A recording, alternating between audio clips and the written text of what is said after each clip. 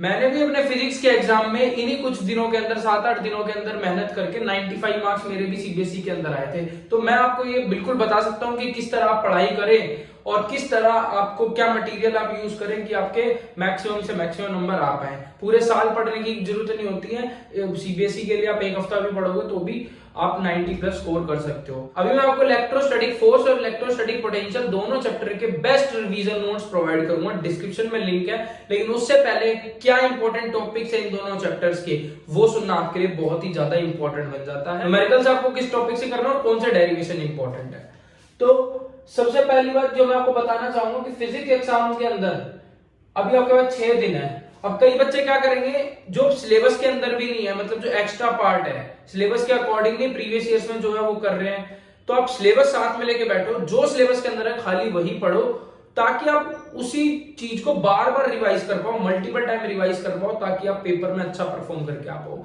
Matter ये बिल्कुल भी नहीं करता कि आपने कितना ज्यादा पढ़ा है, मैटर ये करता है कि पेपर में जितनी रिक्वायरमेंट है उसको कितनी बार आपने पढ़ा है। ठीक है, मल्टीपल टाइम रिवीजन इंपॉर्टेंट है। तो सबसे पहली बात तो मल्टीपल टाइम रिवीजन करनी है, तो जल्दी से जल्दी हमें चैप्टर को खत्म करना है। उसके लिए मैंने आपके लिए बेस्ट रिवीजन नोट्स बना दिए हैं जो कि 4 से 5 पेज में पूरे चैप्टर को कवर करते हैं। इंपॉर्टेंट टॉपिक, डेरिवेशन, न्यूमेरिकल्स सबको कवर करते हैं। उनको करना है, उसके बाद प्रीवियस ईयर्स कैसे आप करते हो तो आपका वो चैप्टर कंप्लीटली कंप्लीट हो जाता है, एक भी क्वेश्चन आपको उन चैप्टर से नहीं छूटेगा। तो सबसे पहली बात अगर मैं आपको बताऊं तो डेरिवेशन की बात करूं तो इलेक्ट्रोस्टैटिक से यही 3 डेरिवेशन है जहां से आ सकती है। तो टॉपिक है electric field due to spherical thin sheet, electric field due to infinite charge carrier और electric field due to plane sheet. तो ये मैंने आपके नोट्स के अंदर भी इंक्लूड कर दिए, तो इसको जरूर अच्छे से कर लेना। इसके अलावा 1 मार्क्स में इलेक्ट्रिक फील्ड लाइंस और रिलेटिव परमेबिलिटी से क्वेश्चन आ सकता है, यूनिट्स आपसे पूछी जा सकती है, जो कि मैंने सारी की सारी इंक्लूड करी आपके रिवीजन नोट्स के अंदर।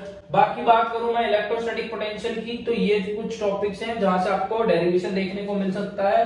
Capacitance in conducting slab and dielectric slab, derivation यहां से ये बहुत इंपॉर्टेंट है, इसके चांसेस मेरे को बहुत ज्यादा लग रहे हैं। Potential energy of A charge, point charge, जहां पे आपको 2 पॉइंट चार्ज Q1 और Q2 ही आपके सिलेबस में है, Q1 Q2 Q3 नहीं है, 3 सिस्टम आपके सिलेबस में नहीं है।